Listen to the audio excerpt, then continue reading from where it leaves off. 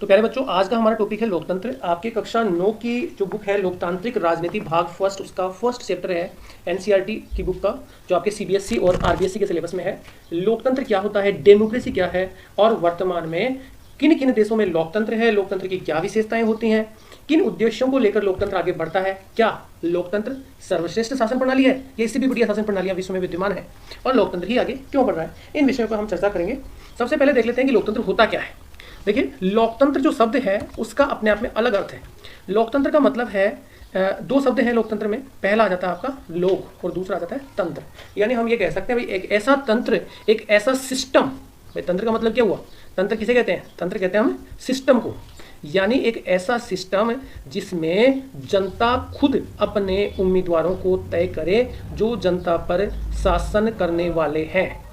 जनता पर शासन करने वाले उम्मीदवारों को कौन चुनती है, जनता खुद चुनती है। जैसा कि अब्राहम लिंकन ने कहा है, जनता के लिए, जनता के द्वारा शासन ही क्या होता है, लोकतंत्र है। देखिए, क्या ये सर्वश्रेष्ठ शासन प्रणाली है या और भी शासन प्रणालियां विश्व में विद्यमान है।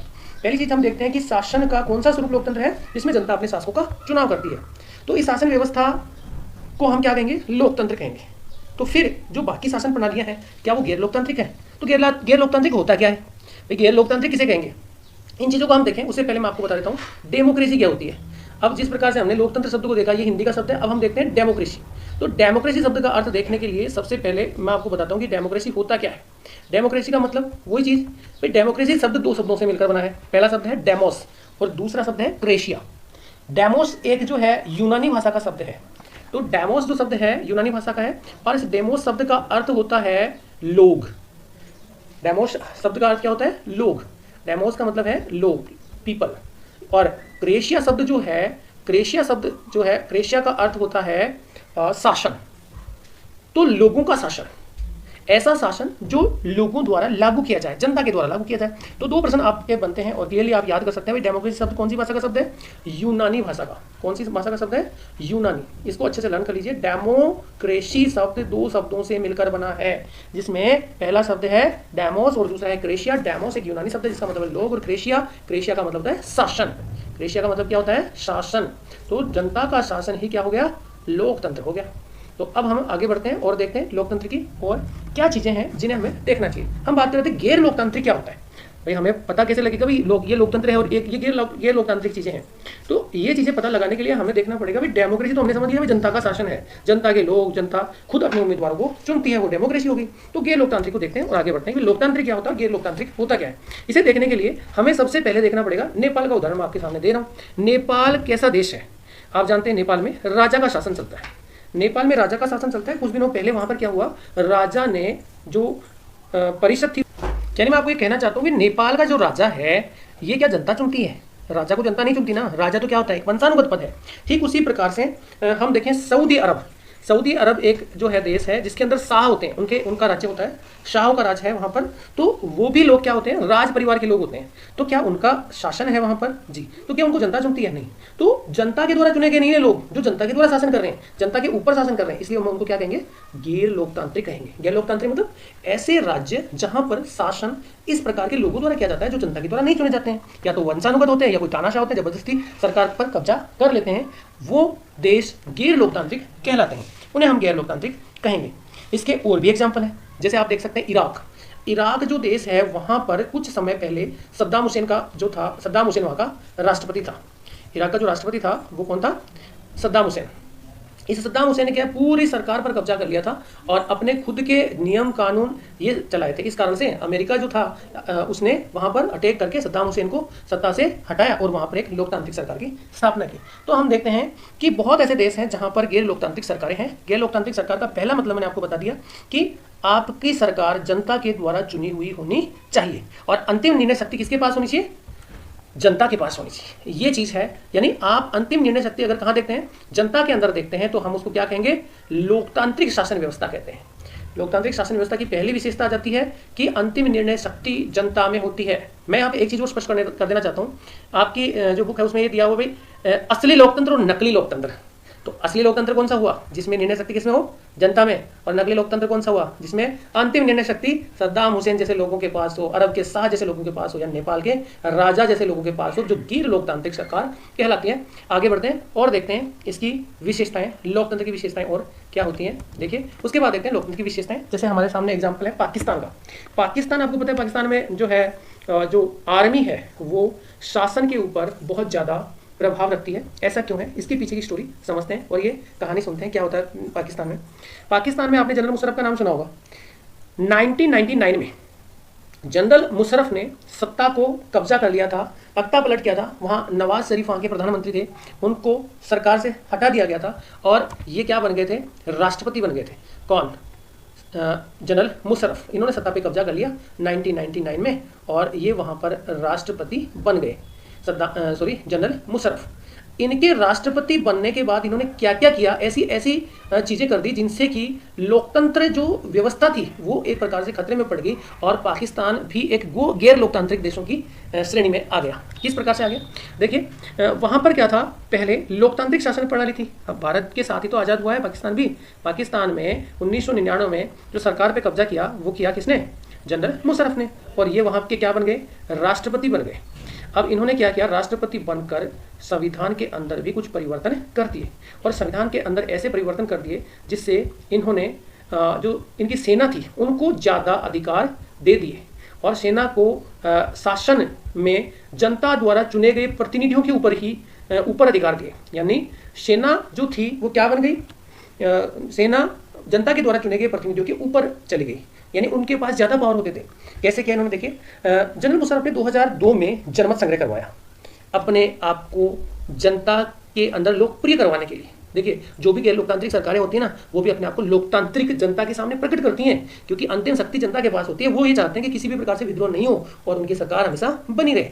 इस कारण से जनरल मुशर्रफ ने क्या करवाया, 2002 में इन्होंने जनमत संग्रह करवाया और जनमत संग्रह में बहुत सारी गड़बड़ियाँ भी इन्होंने करी। इन्होंने ऐसी ऐसी गड़बड़ करी, वहाँ भी फर्जीवाड़ा कर दिया 2002 के अंदर। और फर्जीवाड़े का परिणाम क्या हुआ, जनता में वो चीज़ें तो जाती हैं, तो जनता में वो चीज़ें गई तो शासन की जो बुराई थी वो लोगों में धीरे धीरे फैलने लग जाती है। उसके बाद क्या किया इन्होंने, 2002 में जैसे मैंने आपको बताया संविधान में परिवर्तन कर दिया और राष्ट्रपति को अधिकार दे दिया, राष्ट्रपति को पावरफुल बना दिया इन्होंने और राष्ट्रपति को ऐसे ऐसे अधिकार दे दिए कि राष्ट्रपति क्या कर सकता था, प्रांतीय और जो असेंबली, राष्ट्रीय असेंबली और जो प्रांतीय वहाँ की असेंबली है उसको भंग करने का अधिकार भी राष्ट्रपति के पास ही चला गया। अब ऐसे ऐसे अधिकार राष्ट्रपति के पास चले गए तो राष्ट्रपति पावरफुल होगा नहीं होगा, राष्ट्रपति को उन्होंने पावरफुल कर दिया। और जो संविधान में परिवर्तन किया, परिवर्तन में क्या किया इन्होंने किया कि जो मंत्री परिषद थी, मंत्री परिषद के ऊपर एक राष्ट्रीय सुरक्षा परिषद इन्होंने बनाई और राष्ट्रीय सुरक्षा परिषद के जो सदस्य होते थे वो कहाँ से होते थे, वो होते थे आर्मी से, फौज से होते थे। तो ये जो फौजी जो थे ये राष्ट्रीय सुरक्षा परिषद के अंदर आ गए और इन्होंने क्या कर लिया, जो जनता के द्वारा चुने गए जो प्रतिनिधि थे उनके ऊपर इनकी जो है सत्ता कायम हो गई। तो हमने देखा कि पाकिस्तान के अंदर क्या हुआ, 99 में जनरल परवेज मुशर्रफ ने सरकार पर कब्जा करने के बाद से अपने प्रतिनिधियों को ज़्यादा वेटेज देकर संविधान में परिवर्तन करके एक प्रकार से तानाशाह बनने का प्रयास किया। सरकार की जो ताकत थी वो एक प्रकार से सेंट्रलाइज करने का प्रयास किया। तो क्या हम इसे लोकतंत्र कहेंगे? जी नहीं, इसे हम लोकतंत्र नहीं कहेंगे क्योंकि वास्तविक शासक कौन हुआ, जनता में प्रतिनिधि तो चुने, जनता ने वहाँ पे क्या मतलब चुनाव भी हुए तो प्रतिनिधि तो आए जनता के, लेकिन सरकार किसके हाथ में रही, आर्मी के हाथ में। सरकार का मुखिया कौन, जनरल मुशर्रफ। तो वास्तविक शासन किसके पास गया, वास्तविक शासन तो तानाशाह के पास ही गया। तो हमारे सामने दूसरी विशेषता आ जाती है कि सर्वोच्च सत्ता जनता के प्रतिनिधि के हाथ में नहीं थी और सर्वोच्च सत्ता किसके हाथ में थी, जनरल मुशर्रफ के हाथ में थी। इस कारण से जनता के प्रतिनिधियों में सत्ता नहीं होने के कारण इसको हम लोकतंत्र नहीं कहेंगे। और दूसरी हमारी परिभाषा आ जाती है, दूसरी हमारी विशेषता आ जाती है लोकतंत्र की कि सर्वोच्च शक्ति जनता के प्रतिनिधियों में होनी चाहिए। अगर सर्वोच्च शक्ति जनता के प्रतिनिधियों में है तो हम उसे क्या कहेंगे, हम उसे एक लोकतांत्रिक सरकार कहेंगे। तो हमने यहां दूसरी विशेषता देखी। मैं आपको पहली विशेषता दोबारा बता देता हूं। हमने पहली विशेषता क्या देखी थी, हमने पहली विशेषता देखी थी कि अंतिम निर्णय शक्ति किसमें हो, जनता में हो। और दूसरी विशेषता क्या हुई इसकी, दूसरी विशेषता हुई कि सर्वोच्च शक्ति किसके पास हो, जनता के प्रतिनिधियों के पास हो। तो हमने दूसरे एग्जांपल से ये सीखा कि गैर लोकतांत्रिक जो देश होते हैं उनमें सर्वोच्च शक्ति जनता के प्रतिनिधियों में नहीं होती, इस कारण से वो गैर लोकतांत्रिक कहलाते हैं और लोकतांत्रिक शासन व्यवस्था में सर्वोच्च शक्ति जनता के प्रतिनिधियों में होती है। आगे बढ़ते हैं और तीसरा एग्जाम्पल हम देखते हैं और तीसरा एग्जाम्पल हमारे सामने है चाइना और मैक्सिको का। चाइना और मैक्सिको के अंदर क्या हुआ, चाइना की जो संसद है, ये जीके का प्रश्न भी एक बार नोट कर लीजिए, आप अच्छे से लर्न भी कर लीजिए इसको। चाइना की जो संसद है उसका नाम है क्वांगो रैमिन दाई वियो। क्वांगो रेममिन दाइबियो, इसको राष्ट्रीय जनसंसद भी कहा जाता है। राष्ट्रीय जनसंसद कह दो चाहे क्वांगुओ रेममिन दाइबियो कहो। उसके बाद इसमें क्या हुआ, चाइना के अंदर कुछ ऐसी घटनाएं हुई। चाइना आप जानते हैं कैसा देश है, चाइना के बारे में हम कहते हैं रहस्य का देश है, पता ही नहीं लगता क्या हो रहा है, क्योंकि वहां पर कम्युनिस्ट पार्टी की सरकार है। चाइना के अंदर हमेशा जो सरकार किसकी होती है, कम्युनिस्ट पार्टी की। ऐसा क्यों? क्या ये लोकतंत्र का सही एग्जाम्पल है? जी। क्या आप इसको लोकतंत्र कहेंगे? नहीं, हम इसको क्या नहीं कहेंगे, लोकतंत्र नहीं कहेंगे। क्यों नहीं कहेंगे? देखिए, क्योंकि चाइना जो है वहाँ हर साल हर 5 वर्ष से चुनाव होता है। पहली बात, हमारे यहाँ भी 5 वर्ष से चुनाव होता है, तो क्या लोकतंत्र हो गया? मैं आपको चीज़ें बता रहा हूँ कि लोकतंत्र और गैर लोकतांत्रिक देशों में क्या अंतर है और लोकतंत्र की विशेषताएं क्या होती हैं। हर 5 वर्ष से चुनाव होते हैं। चीन की संसद में जो है लगभग 3000 सदस्य जो है चुने जाते हैं पूरे चीन से, जनसंख्या के वेटेज के आधार पर। ये जो सदस्य चुने जाते हैं तो ये संसद बनती है, और संसद ही किसे नियुक्त करती है? राष्ट्रपति को नियुक्ति देती है। संसद किसको नियुक्ति देती है? राष्ट्रपति की नियुक्ति संसद ही करती है। कहाँ पर? चाइना में। अब देखिए क्या होता है वहां पर, वहां चुनाव लड़ने के लिए बहुदलीय शासन प्रणाली नहीं है। पहली चीज, वहां कम्युनिस्ट की सरकार इसलिए बनती है क्योंकि वहां पर दल एक ही है, और जो चुनाव लड़ना चाहते हैं चुनाव से पूर्व उनको कम्युनिस्ट पार्टी की मंजूरी लेनी होती है, ये भी जरूरी है, और सब सरकार हमेशा इनकी बनती है। तो आप मुझे बताइए, क्या चाइना के अंदर जनता के जवाबदेही तय होती है? क्या वहां पर निष्पक्ष चुनाव हो सकता है? जी नहीं, वहां पर निष्पक्ष चुनाव नहीं होता है। इसलिए हमारी तीसरी विशेषता आ जाती है किसकी? लोकतंत्र की, कि सरकार की जवाबदेही तय होती है लोकतंत्र में, और निष्पक्ष चुनाव होना जरूरी है। ये भी चीज है, सरकार की जवाबदेही और निष्पक्ष चुनाव। मैक्सिको का एग्जांपल देखते हैं। मैक्सिको के अंदर भी कुछ ऐसा ही होता है। मैक्सिको में हर 6 वर्ष से राष्ट्रपति के चुनाव होते हैं, और वहां पर एक पार्टी है पीआरआई, जिसका पूरा नाम है institutional revolutionary party. PRI party का एक ही पार्टी की सरकार थी 2000 तक। सन 2000 तक मैक्सिको के अंदर एक ही पार्टी की सरकार थी। ऐसा क्यों हुआ? क्या दूसरी पार्टी की सरकार क्यों नहीं बनी? क्योंकि वहां पर जिस प्रकार से हम देखते हैं कि राष्ट्रीय आंदोलन हुआ आज़ादी के लिए, तो वहां पर क्या हुआ कि यहाँ की जो पीआरआई जो पार्टी थी, ये क्या है, इस प्रकार के भ्रष्टाचार और इस प्रकार के चीज़ों में लिप्त थी कि इसने दूसरी पार्टियों को सामने आने ही नहीं दिया। इसने अलोकतांत्रिक तरीके अपनाए। और किस प्रकार के तरीके अपनाए? इन्होंने हमेशा सरकारी कर्मचारियों का उपयोग किया अपना प्रचार प्रसार करने के लिए। सरकारी कर्मचारियों को इवन इनकी बैठकों में भी जाना जरूरी होता था। क्या भारत में ऐसा होता है? जी नहीं। भारत एक स्वच्छ और एक संपूर्ण लोकतांत्रिक देश है। यहाँ देखिए, मीडिया जो था, मीडिया की आलोचना, जो मीडिया के अंदर आलोचना बर्दाश्त नहीं होती थी मैक्सिको के अंदर। और तो और चुनाव में बहुत खर्चा करती थी ये पीआरआई पार्टी, ताकि इसके कैंडिडेट्स को जिताया जा सके। सरकारी स्कूलों में जो टीचर्स होते हैं, टीचर्स को भी जो है ये शामिल करते थे कि उनके पेरेंट्स को, बच्चों के पेरेंट्स को पीआरआई पार्टी को वोट देने के लिए जो है उत्साहित किया जाए, उनको मनाया जाए। और इस प्रकार से बहुत उल्टी सीधी हरकतें वहाँ पर होती थी, और चुनाव केंद्रों में अचानक से परिवर्तन करवा दिया जाता था, सरकारी अध्यापकों का यूज होता था। और इस प्रकार से भ्रष्टाचार में लिप्त होने के कारण क्या हम मैक्सिको को एक लोकतांत्रिक देश कहेंगे? जी नहीं, मैक्सिको को लोकतांत्रिक देश नहीं कहा जा सकता।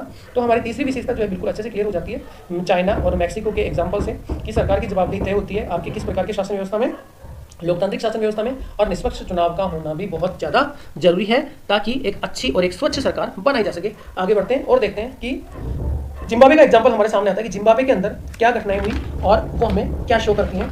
जिम्बाब्वे एक जो है 1980 में जो है ये आज़ाद हुआ। 1980, सॉरी यहाँ पे 30 लिखा हुआ आ रहा है। 1980 में जिम्बाब्वे को आज़ादी मिली अंग्रेजी शासन व्यवस्था से। वहाँ पर एक ही दल का शासन है, जिस दल का नाम है जानू पीएफ पार्टी, और उसका नेता है रॉबर्ट मुगाबे, जो वहाँ के राष्ट्रपति भी बने। एक ही दल का शासन है। क्यों? क्योंकि जिम्बाब्वे की आज़ादी में इस पार्टी का और इस व्यक्ति का बहुत बड़ा योगदान था। ये लोकप्रिय सरकार थी। क्या लोकप्रिय सरकार भी अलोकतांत्रिक हो सकती है? बिल्कुल, लोकप्रिय सरकार अलोकतांत्रिक हो सकती है। देखिए राष्ट्रपति मुगाबे ने क्या किया। राष्ट्रपति मुगाबे आज़ादी के बाद से ही वहाँ पर लगातार शासन कर रहे थे, और इस सरकार ने क्या किया, गैर जिम्मेदाराना हरकतें ऐसी करी कि टेलीविजन और रेडियो पर भी इन्होंने सरकारी नियंत्रण स्थापित कर दिया।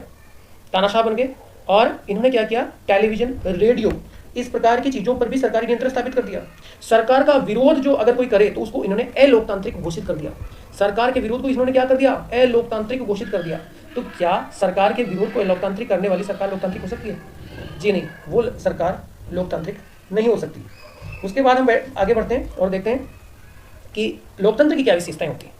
लोकतंत्र की विशेषताएं हमारे सामने निकल के आती है कि अंतिम निर्णय शक्ति किसमें होगी, जनता में होगी। सर्वोच्च शक्ति किसके प्रतिनिधियों में होगी, जनता के प्रतिनिधियों में होगी। सरकार की जवाबदेही तय होती है और निष्पक्ष चुनाव भी होता है, ये भी कहाँ होगा, जो है लोकतंत्र के अंदर ही हमें मिलेगा, लोकतांत्रिक शासन व्यवस्था में नहीं मिल सकता। संवैधानिक कानून और नागरिक अधिकार बहुत जरूरी है जनता के। एक राजनीतिक कल्याण के लिए राजनीतिक अधिकारों का बहुत होना ज़्यादा जरूरी है। समानता, स्वतंत्रता और स्वतंत्र न्यायपालिका, ये तीन चीज़ें बहुत ज़्यादा जरूरी हैं एक अच्छे लोकतंत्र के लिए, एक अच्छी लोकतांत्रिक सरकार के लिए। स्वतंत्र न्यायपालिका, क्योंकि न्यायपालिका वो जगह है जहाँ पर लोग अपने अधिकारों को पाने के लिए शरण लेते हैं। स्वतंत्रता लोगों को उनके सामाजिक, सांस्कृतिक और राजनीतिक विकास के लिए जरूरी है। समानता भी उनके सामाजिक, सांस्कृतिक, राजनीतिक और आर्थिक विकास के लिए जरूरी है, जैसा कि ये सारी चीज़ें हमें भारत का संविधान प्रदान करता है। आगे बढ़ते हैं और देखते हैं लोकतंत्र के अंदर क्या अच्छाइयाँ होती हैं, बुराइयाँ भी होती हैं क्या? जी हाँ, लोकतंत्र के अंदर बहुत सारी बुराइयाँ भी देखने को मिलती हैं, बहुत सारी कमियाँ भी लोकतंत्र में है। पहली चीज़ होती है अस्थिरता। लोकतांत्रिक शासन व्यवस्था की सबसे बड़ी बुराई होती है अस्थिर शासन होता है, क्योंकि वहाँ पर बहुदलीय शासन व्यवस्था होती है और बहुदलीय शासन व्यवस्था के अंदर स्थिरता नहीं होती कि सरकारें जो होती हैं वो अस्थिर रहती हैं, समय समय पे सरकारें गिरा दी जाती हैं, बहुत सारे दल मिलकर सरकार बनाते हैं। तो ये यहाँ की सबसे बड़ी कमी है। अनैतिकता का भी यहाँ पे बहुत ज़्यादा बोलबाला रहता है, क्योंकि किसी भी प्रकार से जो राजनीतिक दल होते हैं वो अपनी सरकार बनाने में विश्वास रखते हैं, किसी भी प्रकार से वो नैतिक तरीके काम में नहीं लेते हैं। नैतिक अनैतिक सारे तरीके उनके लिए समान होते हैं। फैसले में देरी होती है, ये फैसले जो है बहुत देर से लिए जाते हैं लोकतांत्रिक शासन प्रणाली में, क्योंकि सबको खुश करना बड़ा मुश्किल काम होता है।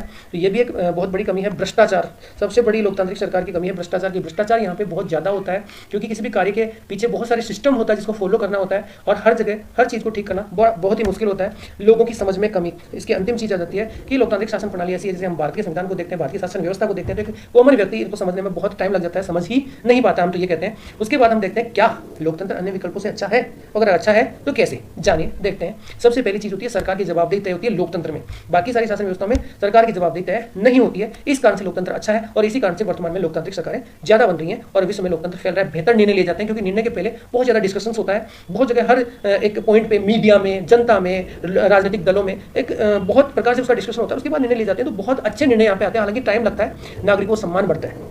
लोकतांत्रिक शासन व्यवस्था नागरिकों के सम्मान को बढ़ावा देती है, क्योंकि यहाँ पर कोई अपने आप में छोटा नहीं, कोई अपने आप में बड़ा नहीं है, सबको समान मौका मिलता है। तो लोग अपने आप में एक प्रकार से गर्व से और एक सिर ऊंचा करके चलने वाली बात है कि कॉमन व्यक्ति को भी वही महत्व दिया जाता है। कानून के तहत, विधि के तहत, नियम के तहत काम किया जाता है, तो नागरिकों को सम्मान बढ़ता है और एक अच्छे जीवन शैली का विकास होता है, गलती को ठीक करने का मौका मिलता है। जब डिस्कशन होता है, अगर कोई ऐसा निर्णय कर लिया जाता है, कोई आपको पता है सर्वोच्च न्यायालय भी अपने निर्णयों में परिवर्तन लाता है। तो इस प्रकार से बहुत सारी चीज़ें लोकतंत्र के अंदर है। हमने सारी चीज़ें इसमें पढ़ने का प्रयास किया है, और वास्तव में हम पाते हैं कि लोकतांत्रिक शासन व्यवस्था ही सर्वश्रेष्ठ शासन व्यवस्था है। क्यों? क्योंकि वर्तमान समय में जहां भारत जैसे एक विविधता वाले देश में बहुत ज़्यादा यहाँ पे डाइवर्सिटी है, बहुत सारी भाषा, बहुत सारे धर्म, बहुत सारे अलग अलग प्रकार की संस्कृतियों को मानने वाले, अलग अलग प्रकार के धर्मों को मानने वाले लोग यहाँ पे निवास करते हैं।